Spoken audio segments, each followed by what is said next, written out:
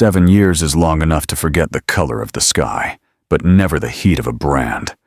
On Rhea's shoulder, the ironwood mark throbbed, a jagged eye that pulsed with every heartbeat, a constant reminder that she was property. In the silver mines, omegas weren't people. They were filters for the toxic dust. Rhea had survived by becoming a shadow, a girl of gray rags and lowered eyes. But tonight, the silence of the deep mines was broken by a sound that shouldn't exist. A king's agony, buried where the world had forgotten to look.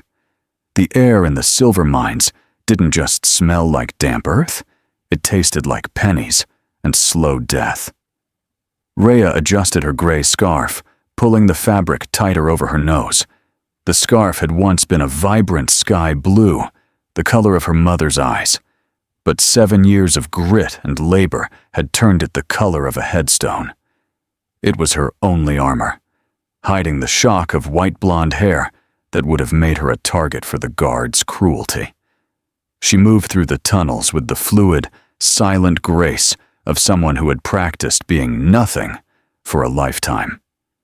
Her lantern cast long, flickering shadows against the jagged quartz walls. To the ironwood pack, she was a broken tool.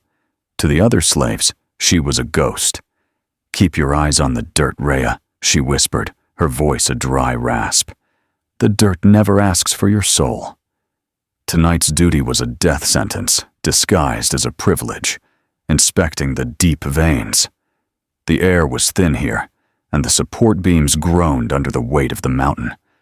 It was solitary work, meant for the most trustworthy, which was just code for those too malnourished to attempt an escape.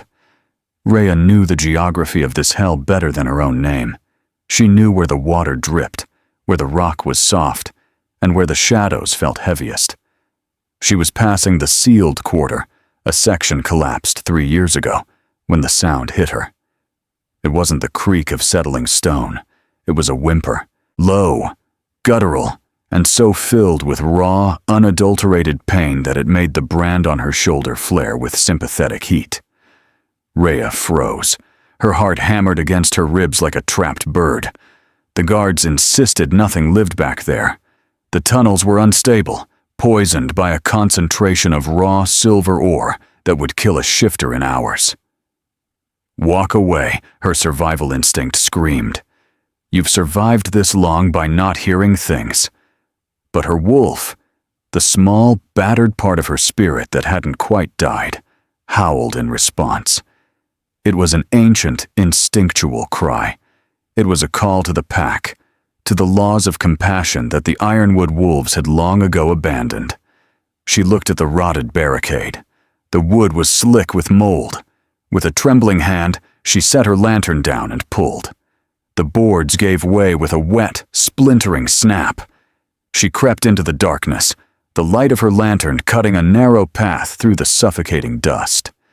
The air grew colder, sharper, vibrating with an unnatural energy. And then, she saw him. The room had once been an interrogation chamber. Heavy iron rings were bolted into the walls, stained with the rust of old blood. In the center, slumped over a jagged stone slab, was a wolf the size of a nightmare. He was pure white, though his fur was matted with crimson.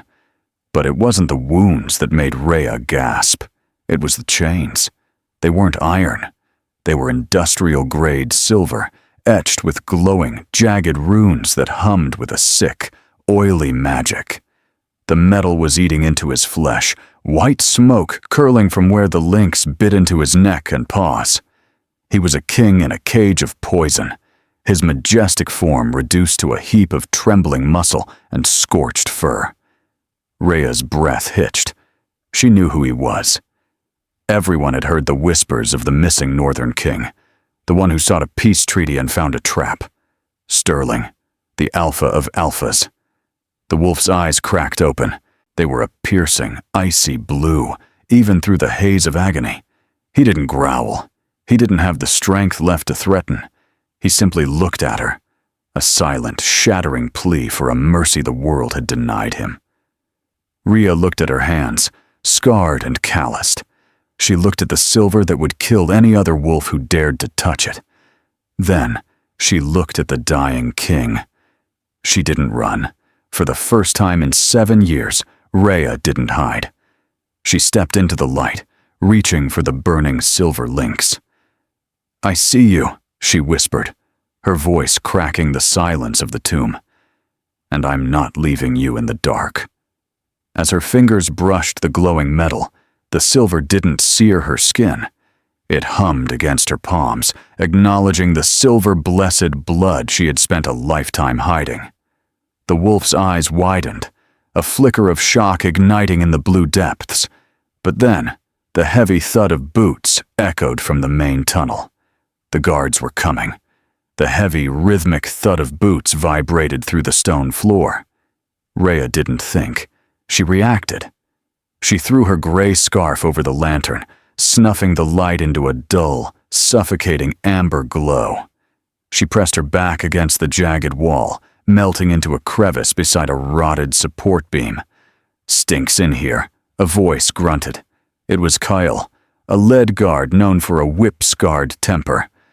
"Like ozone and rotting meat. How's the High King doing?" "Still breathing, unfortunately." Another guard, Bram, laughed. The sound was metallic and cruel. "Alpha says another 2 days of the silver runes should do it. They want him dead, but they want him to feel his soul draining first. No use checking the room. No one's stupid enough to go in there with that much raw silver. It'd melt their skin off." Rhea held her breath until her lungs burned. She watched through a crack in the boards as their torchlight swept past the entrance, a flickering orange tongue that licked the darkness before retreating. The sounds of their laughter faded, swallowed by the oppressive weight of the mountain. She was alone again, but she was no longer a ghost. Rhea moved back to the center of the room.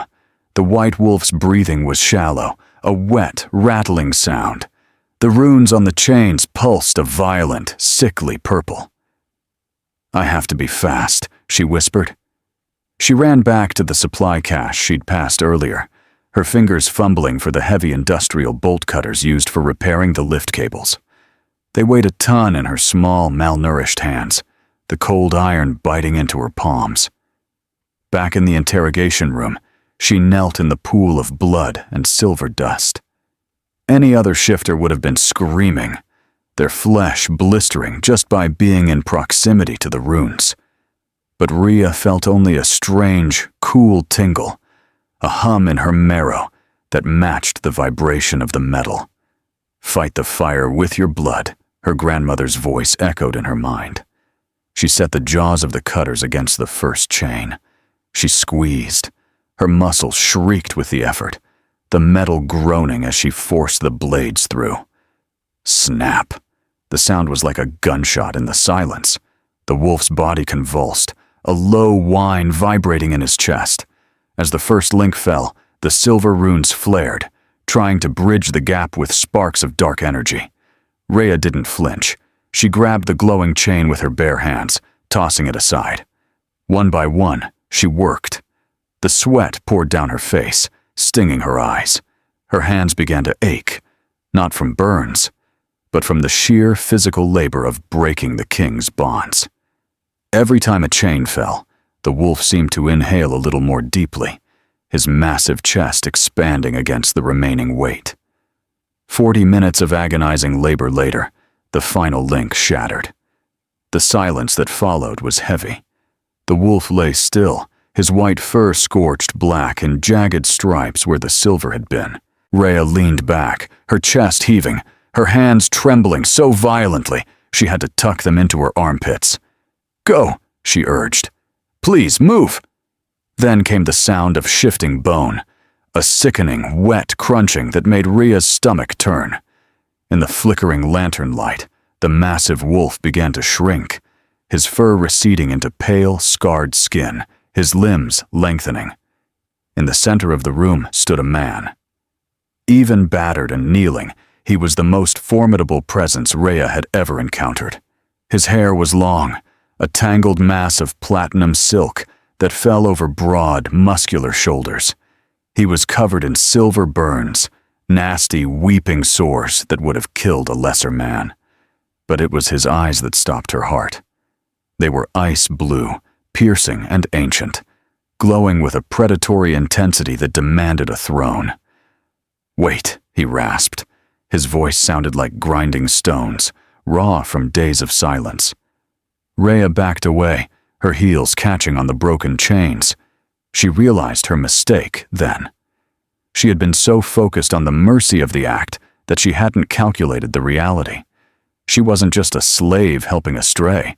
She was an Omega standing before the Alpha King of the North, a man who had burned cities to the ground in the name of his people.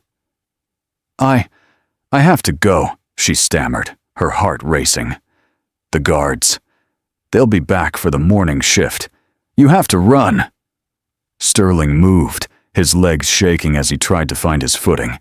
He reached out a hand, his fingers stained with the silver dust she had cleared.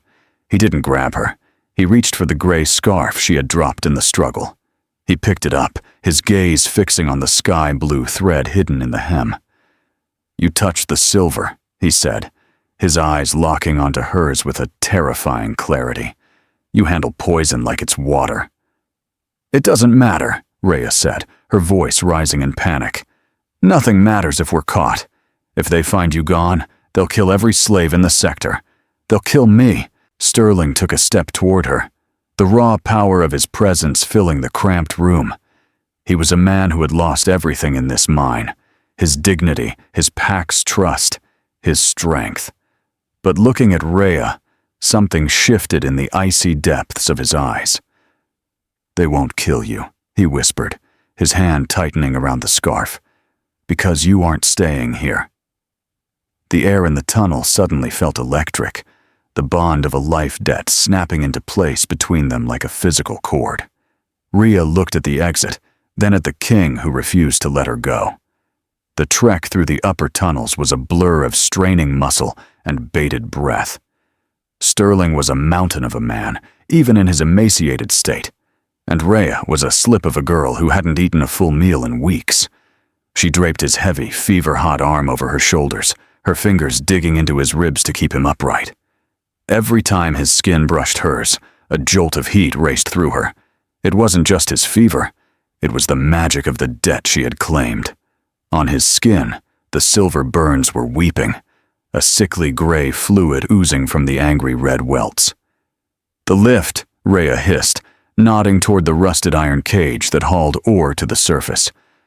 "The guards are changing shifts at the main gate. If we take the ventilation shaft behind the pulleys, we can reach the forest rim." Sterling didn't answer. His head was bowed, his platinum hair shielding his face, but his grip on her waist was tightening, not with weakness, but with a terrifying, reflexive possessiveness. They reached the surface just as the moon began to dip behind the jagged peaks of the Ironwood Range. For Rhea, the air was an assault. It was cold, sharp, and smelled of pine needles and freedom, scents she had only visited in dreams. She stumbled, her knees hitting the damp moss of the forest floor, and Sterling collapsed beside her, his breath coming in ragged, wet hitches. We have to keep moving," Rhea panted, looking back at the dark maw of the mine entrance. "My friends, Maya, little Finn, they'll be punished when the guards find your cell empty." She stood up, intending to run back toward the slave quarters for just a moment, just 10 minutes to whisper a warning. But a hand, large enough to crush her skull, clamped around her wrist. "No," Sterling rasped. He dragged himself upward, using a cedar tree for leverage. He was naked, save for the filth and blood of his imprisonment, but the authority radiating from him was absolute. He reached into the hidden fold of the gray scarf he still clutched, the one he'd taken from the floor, and pulled out a small glass vial she hadn't noticed. "Drink," he commanded, then shook his head, his eyes clouding. "No. Give it to me." Rhea fumbled with the cork. The liquid inside was a shimmering, violent blue. "What is this?" "Wolf's bane and silver extract," he groaned, snatching it and swallowing the contents in one jagged gulp. His reaction was violent. Sterling's body arched, his spine cracking like a whip as he let out a strangled scream. Rhea threw herself onto him, trying to pin his shoulders to the moss so he wouldn't shatter his own bones. She could smell it then, the metallic tang of silver being purged from his pores, a scent so toxic it made her dizzy. After a minute that felt like an eternity, he went limp. His skin, previously gray and clammy, began to flush with a sudden, unnatural heat. The silver burns on his chest began to knit together, the skin bubbling as his alpha-grade healing finally kicked in. He opened his eyes. The ice-blue irises were no longer clouded. They were sharp as diamonds. He looked at Rhea, really looked at her, seeing the brand on her shoulder through her tattered tunic.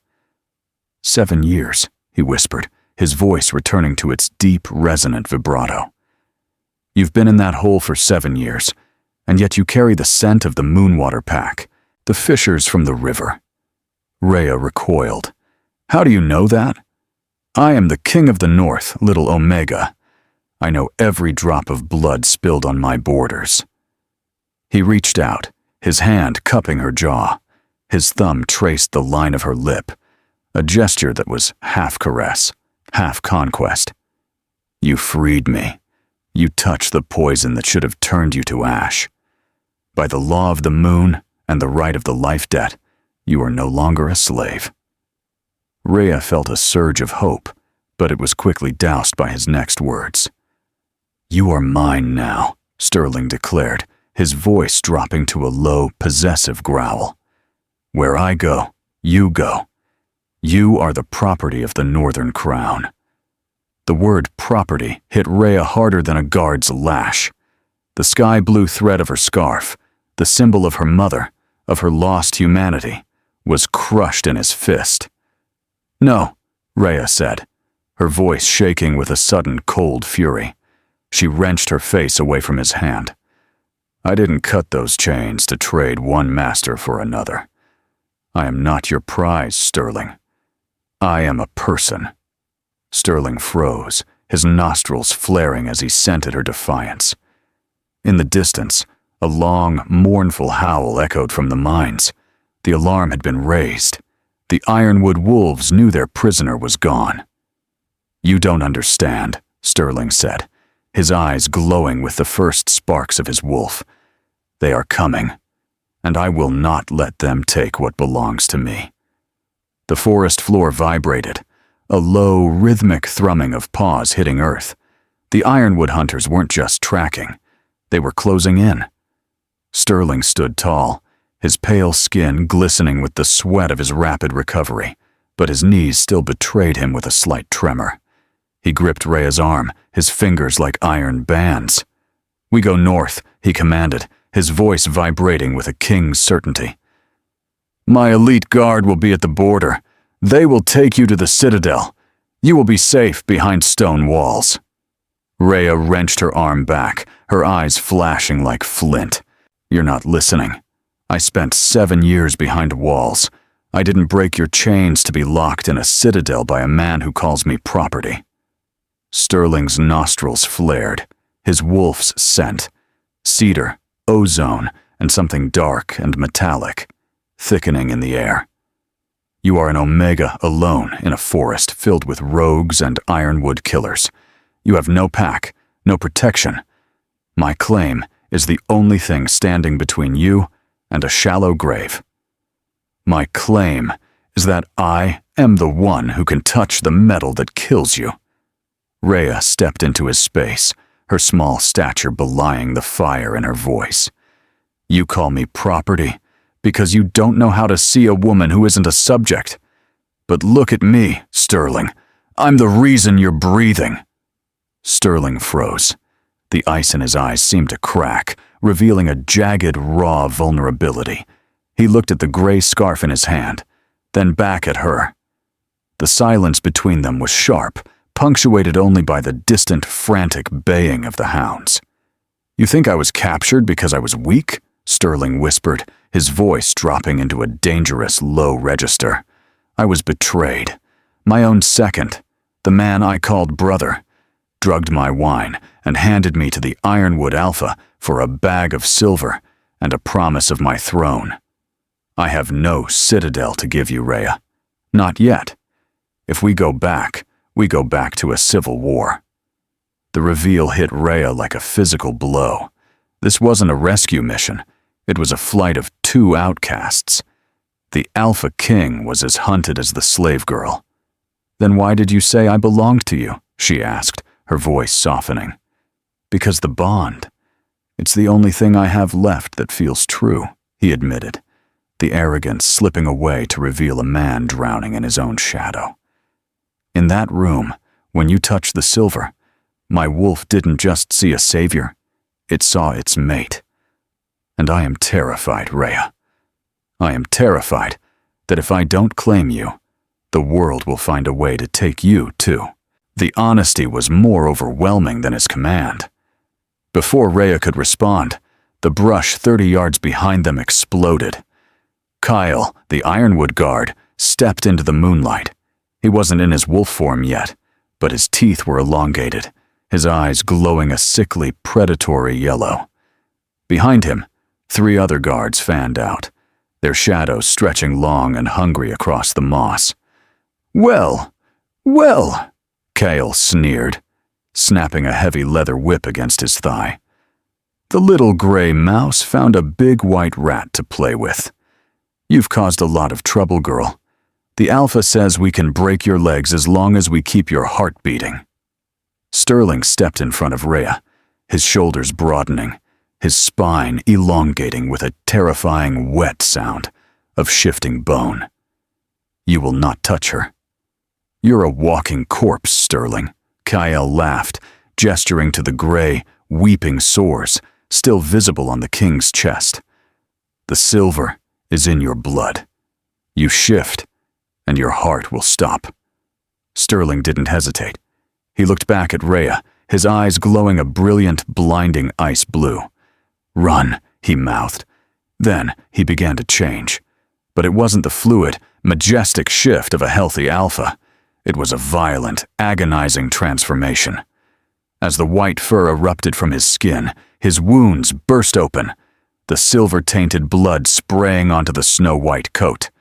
He let out a roar that was half howl, half scream of agony. He was fighting the poison and the hunters at the same time. Rhea felt the gray scarf slip from her fingers as she backed away. She had a choice: run north and save herself, or stay and watch the only light she'd seen in 7 years be extinguished by the very thing she was born to handle. The forest erupted into a symphony of carnage. Sterling, in his white wolf form, was a ghost of a god. He was gargantuan, his shoulders nearly reaching the height of a man's head, but he moved with a staggering, jagged gait.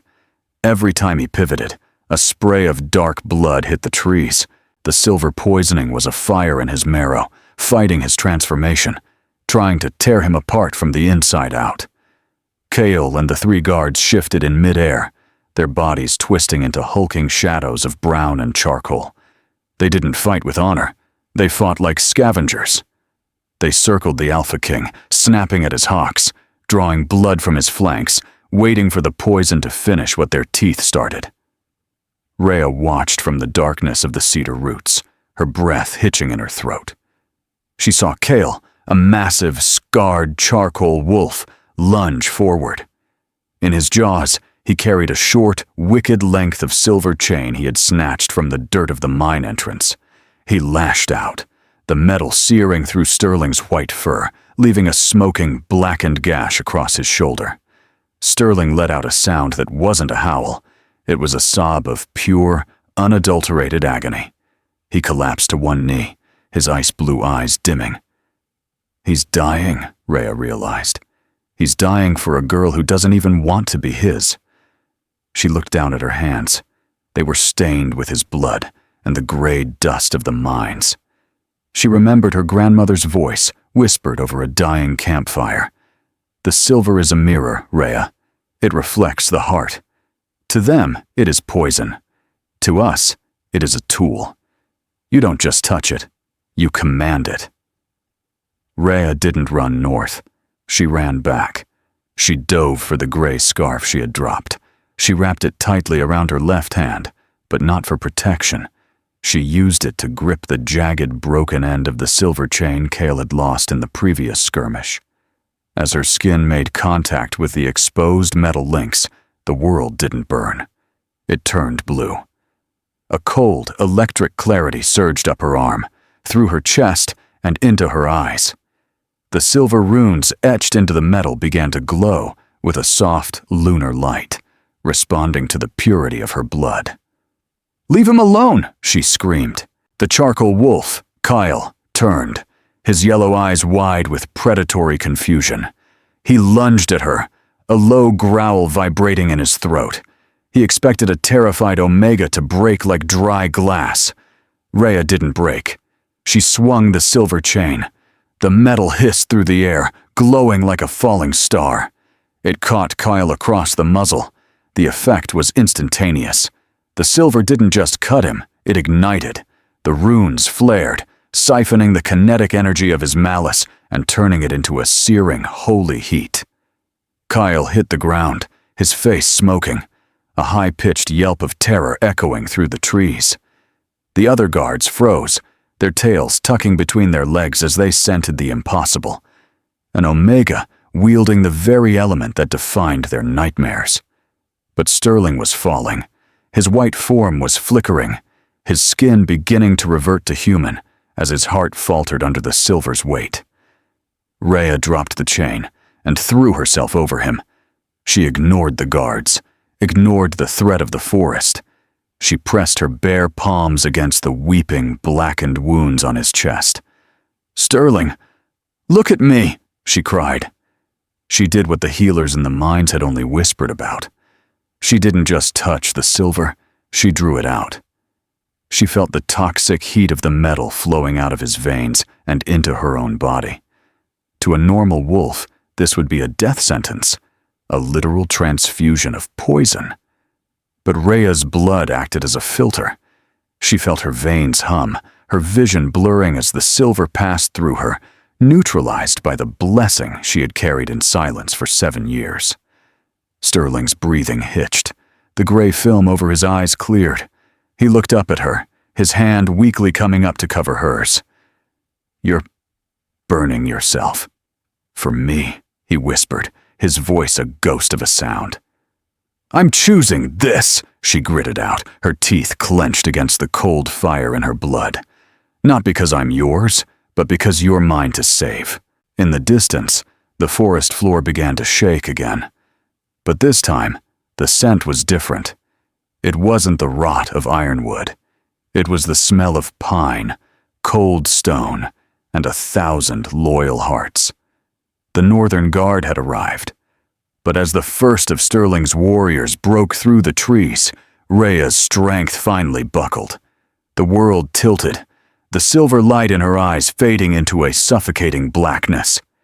She felt Sterling's arms, stronger now, fueled by the life she had poured back into him, catch her before she hit the snow. "I have you!" he roared, his voice shaking the very trees. "I have you!" Rhea woke to the sensation of weightlessness. It was a terrifying contrast to the crushing gravity of the mines. There was no grit in her teeth, no copper tang in her throat. Instead, the air smelled of cedar wood, crushed lavender, and the sharp, clean bite of mountain snow. She opened her eyes to find herself cocooned in furs, thick, white wolf pelts that were softer than anything she had ever touched. She was in a tent of heavy sapphire blue silk, the walls vibrating gently in the wind. Beside her, on a small wooden stool, sat her gray scarf. It had been washed. The grime of 7 years was gone, revealing the true, pale blue of the thread her mother had stitched into the hem. It looked like a vein of hope running through a storm cloud. "You've been asleep for 2 days," a voice said. Rhea sat up, her head swimming. Sterling sat in a chair by the tent's entrance. He was dressed now in tunic and leather, his platinum hair pulled back from a face that was no longer hollow. The silver burns on his chest had faded to jagged, pale scars, permanent maps of the agony she had shared with him. "Where are we?" she asked, her voice trembling. "The northern border. My camp." He stood and walked toward her. He didn't loom. He sat on the edge of the firs, keeping a respectful distance. "My healers wanted to move you to the citadel, but I wouldn't let them take you from my sight. Not after what you did." "I did what had to be done," Rhea said, clutching the scarf to her chest. "You did the impossible," Sterling corrected. His voice was thick with an emotion he couldn't quite mask. "The warriors are calling you the Luna of the Mines. They saw you stand against Kale with a silver chain in your hand. They saw you draw the poison from my heart." Rhea felt a cold prickle of dread. "Is that why I'm here? To be a legend for your pack?" "You are here because I want you to be safe," he said. He reached out, hesitating before resting his hand near hers. "But my generals, they see a slave girl who saved a king. They want a ceremony. They want to swear fealty to the woman who can command the silver." "I don't want fealty, Sterling. I want a bath and a choice." Sterling's smile was sad, a flicker of understanding crossing his icy eyes. "I know, and I promised you that. But the world is moving faster than my promises." He stood and pulled back the tent flap. Outside, the scene was breathtakingly filmic. Thousands of warriors in silver-trimmed armor stood amidst a sea of blue banners, their tents dotting the snowy slopes of the jagged peaks. When they saw the tent flap open, a wave of silence rippled through the camp. One by one, the soldiers dropped to one knee, their heads bowed. It wasn't a tribute to a king. Their eyes were fixed on the girl in the gray rags. "They aren't just waiting for me," Sterling whispered. "They're waiting for the woman who proved that an Omega is stronger than a mountain." Rhea stood, her legs shaky, and walked to the edge of the silk threshold. The cold air hit her face, a bracing slap of reality. She looked out at the sea of power, at the weapons and the wolves, and felt the old fear of the pretty chains returning. To them, she was a miracle. To Sterling, she was a mate. But before she could speak, a commotion broke out at the perimeter of the camp. A rider on a foam-flecked horse screamed for the king. The messenger didn't wait to be summoned. He skidded to a halt, his face pale with terror. "My king!" he gasped, sliding from his saddle. "The traitor Silas. He didn't just seize the citadel. He's made a pact with the Ironwood Alpha. They've burned the slave quarters in the mines. They're marching north, and they've taken the survivors as a human shield." Rhea's heart stopped. The survivors? Maya? Finn? The messenger looked at her, his eyes filled with pity. "They have 40 of them, my lady. They say if the king doesn't surrender his claim to the throne, and the woman who handles silver, they will execute one every hour until the snow turns red." Rhea looked at Sterling. The Alpha King's face had turned to stone, the ice in his eyes freezing over into a mask of war. He looked at his army, then at the girl who had just found her breath. The silence that followed was heavy with the scent of a choice that could break them both. The border was marked by the Whispering River, now a jagged ribbon of black ice. On the southern bank stood the combined forces of the Ironwood Alpha and Silas the traitor, a wall of dark fur and rusted iron. In the center of their line, 40 Omegas and Betas were chained together, their breath coming in ragged plumes of frost. Little Finn was at the front, his small hands blue with cold, a silver collar tight around his neck. Sterling stood at the head of his army, his hand white-knuckled on the hilt of a broadsword.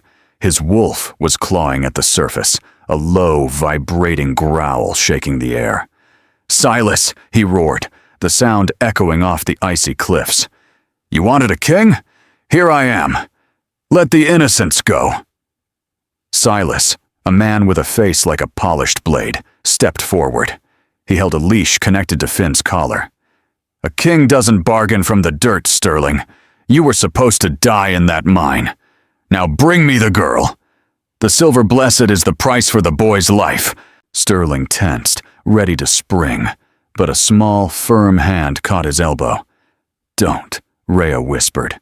She was wrapped in a heavy fur cloak, but beneath it, she clutched her gray scarf. "I won't let you do it," Sterling hissed, his eyes glowing a desperate, feral blue. "I will burn this entire forest before I let them put a hand on you." "They won't put a hand on me," Rhea said, her voice eerily calm. "They think I'm a prize. They think the silver is their weapon. They've forgotten that I am the one who lived in the dark for 7 years. I know how to move where eyes don't see." She stepped out from behind the line of northern shields. A collective gasp rose from the warriors. She looked small against the backdrop of the massive wolves, a slip of a girl in a washed-out scarf, walking onto the ice of the Whispering River. "I'm here," she cried, her voice carrying across the frozen water. "Let the boy go, and I will walk into your camp." Silas grinned, a sharp, ugly thing. He shoved Finn forward. The boy stumbled, his knees hitting the ice. "Walk then, slowly." Rhea began to move. Every step was a cinematic heartbeat. To the Ironwood wolves, she looked like a surrender. To Sterling, she looked like a heartbreak. But Rhea was focused on the silver collar around Finn's neck. She could feel it from here. The hum, the pulse, the sick vibration of the runes. As she reached the center of the ice, Silas stepped onto the river to meet her, his hand reaching for her throat. "Such a little thing," he mocked. "To cause so much." Rhea didn't flinch. She grabbed his wrist. The gray scarf was wrapped around her palm, but she let it fall, exposing her bare skin to the silver-threaded cuff Silas wore. As she touched the metal, she didn't just filter the poison, she channeled it.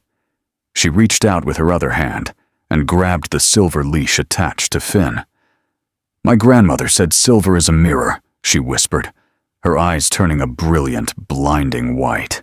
"It reflects what you are. And you, Silas, are nothing but a coward." She didn't draw the silver out of him. She forced the energy of the runes into him. The silver cuffs on his wrists ignited with a lunar fire. Silas screamed, his skin blistering as the metal he used to enslave others turned into a white-hot brand.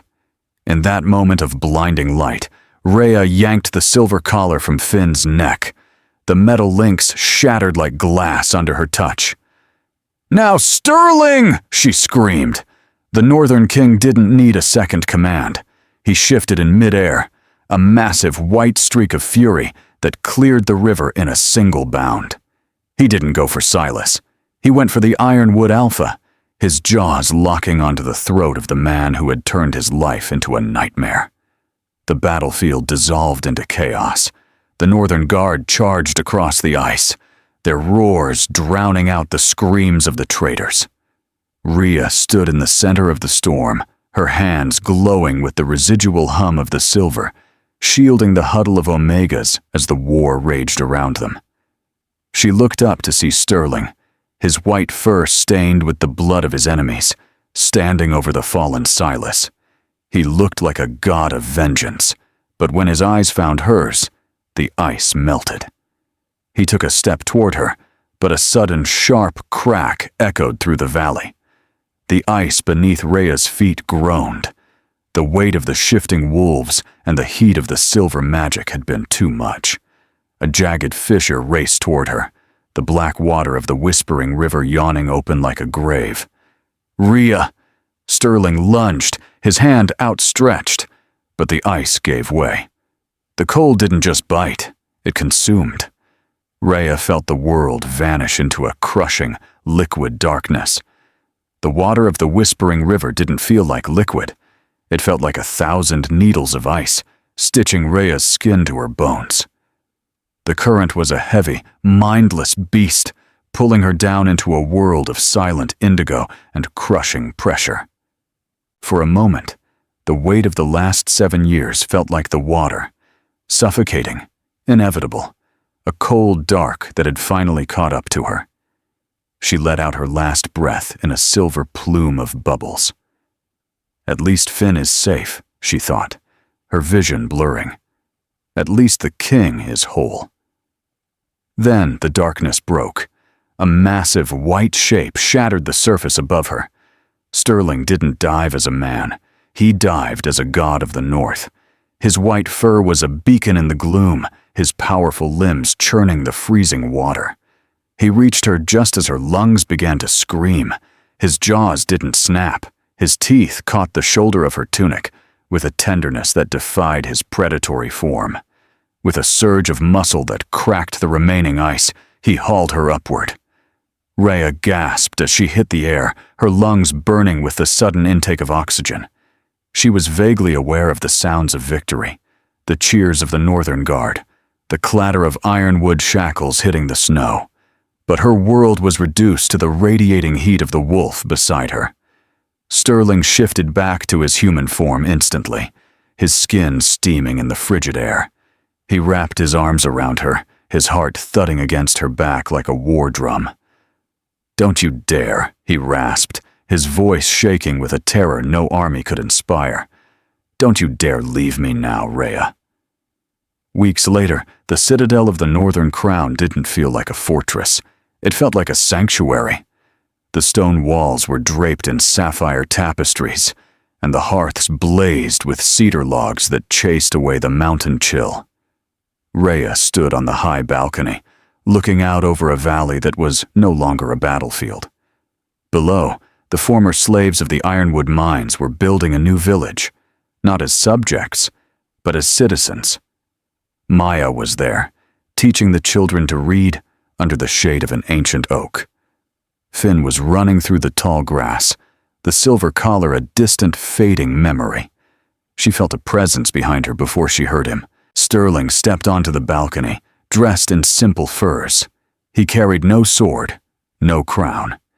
He held only a small, silk-wrapped bundle. "The council is asking for a coronation date," he said softly, standing beside her. He looked at the scars on his hands, scars from her saving him, just as hers were from saving him. "They want to officially name you Luna. They want to see the Silver Queen on the throne." Rhea turned to him. The Alpha King was gone. There was only the man who had dived into the black water for her. "And what do you want, Sterling?" He went quiet, his ice-blue eyes searching hers. "I want the woman who looked at a dying wolf and saw a soul worth saving. I want the partner who challenges my pride. But more than that, I want you to be free. If you want to walk out of these gates and never look back, I will give you a horse and half the treasury to ensure you never want for anything." He held out the bundle. Ra unwrapped it. Inside was the gray scarf. It had been repaired, the sky-blue thread of her mother's embroidery glowing against the cleaned fabric. But Sterling had added something. Along the other hem, he had stitched a line of silver thread, not the poison of the mines, but a pure, shining silk that shimmered in the sunlight. "It's not a chain," he whispered. "It's a choice." Rhea looked at the scarf, then at the man who had learned that true power isn't found in ownership, but in surrender. She took the scarf and wrapped it around her neck, the blue of her past and the silver of her present finally weaving together. "I'm not a queen of thrones and edicts," she said, stepping into his space and resting her hand over his heart. "But I will be a Luna of the people, your equal, your partner. Not because the moon goddess said so, but because I choose you." Sterling closed his eyes, leaning his forehead against hers. The tension that had defined his life for years finally dissolved. He didn't claim her, he simply held her. Two souls who had survived the dark, finally stepping into the light. The sun began to set over the peaks, casting a gold and violet glow over the valley. It was a quiet, hopeful light. In the distance, the river continued to flow, the ice finally melting into a clear, steady stream that nourished the land. They stood there together, watching the thaw, knowing that while the scars remained, the healing had finally begun. Thank you for joining Rhea and Sterling on this journey from the depths of the silver mines to the heights of the Northern Crown. Their story reminds us that true strength isn't about the rank you hold, but the compassion you show when the world is at its darkest. If you were moved by this tale of a damsel who saved a king and the alpha who learned to honor her freedom, please hit the like button and share this video with fellow fans of werewolf romance. Don't forget to subscribe and hit the bell for more cinematic tales of destiny, defiance, and true mates. What should Rhea and Sterling face next? Let us know in the comments.